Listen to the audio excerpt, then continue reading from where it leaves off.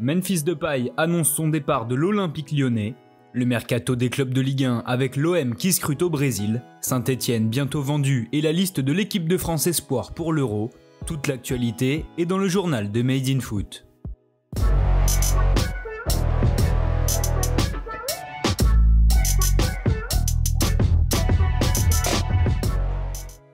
Ici, c'était ma maison, j'ai tout aimé, le club, le stade et les supporters.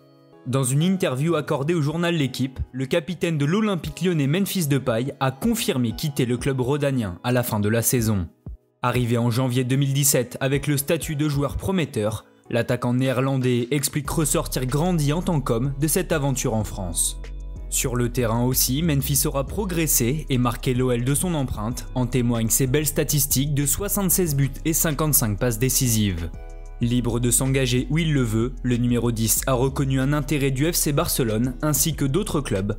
Avant de partir vers d'autres horizons, Memphis jouera donc son dernier match dimanche face à Nice, avec l'envie de laisser une qualification en Ligue des Champions en guise de cadeau d'adieu à ses supporters.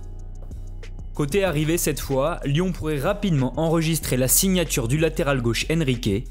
À 27 ans, le Brésilien a lui aussi fait ses adieux à son club formateur de Vasco da Gama hier sur les réseaux sociaux. On poursuit cette page mercato du côté de l'Olympique de Marseille où les discussions pour le milieu de terrain Gerson s'intensifient. Les médias brésiliens parlent même d'un possible accord avec Flamengo pour un transfert avoisinant les 25 millions d'euros plus bonus et pourcentage à la revente.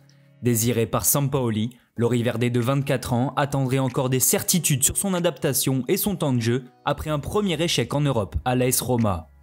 Outre le milieu de terrain, l'OM aimerait également renforcer sa défense et étudierait la piste menant au latéral gauche Junior Firpo selon Mundo Deportivo. Peu utilisé du côté du FC Barcelone, le profil de l'Espagnol plairait particulièrement à Longoria et Sampaoli qui souhaiteraient apporter de la concurrence à Jordan Amavi qui a récemment prolongé. Enfin, côté départ, le directeur sportif du Hertha Berlin a expliqué que le club allemand pourrait potentiellement lever l'option d'achat de 12 millions d'euros pour Nemanja Radonjic. Dans le sud toujours, cette fois à Montpellier, la quête d'un nouvel entraîneur semble bientôt terminée. Alors que Michel Derzakarian va diriger son dernier match ce week-end à Nantes, Laurent Nicolin travaille en interne pour dénicher son remplaçant. Ainsi, selon les informations de l'équipe, le président montpelliérain a déjà trouvé un accord contractuel avec Laurent Batles et Olivier Dalloglio.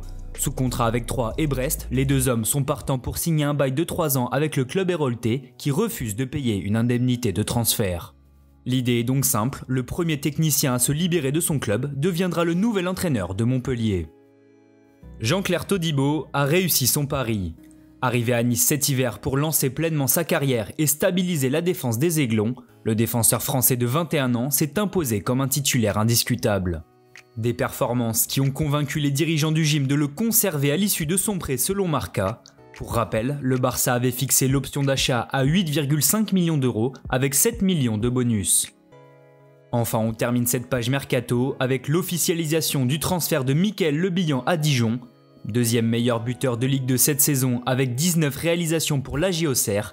L'attaquant de 31 ans s'est engagé pour 3 saisons avec le DFCO.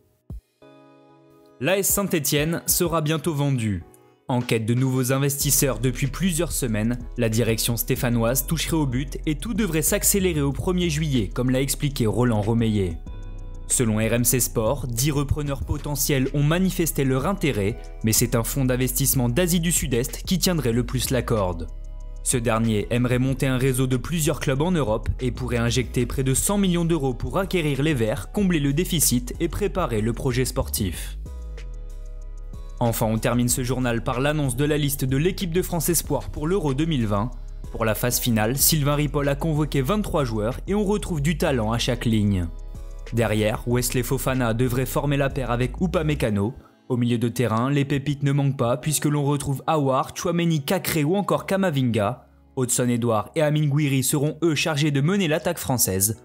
Pour rappel, les Bleus sont qualifiés pour les quarts de finale et affronteront les Pays-Bas le lundi 31 mai prochain.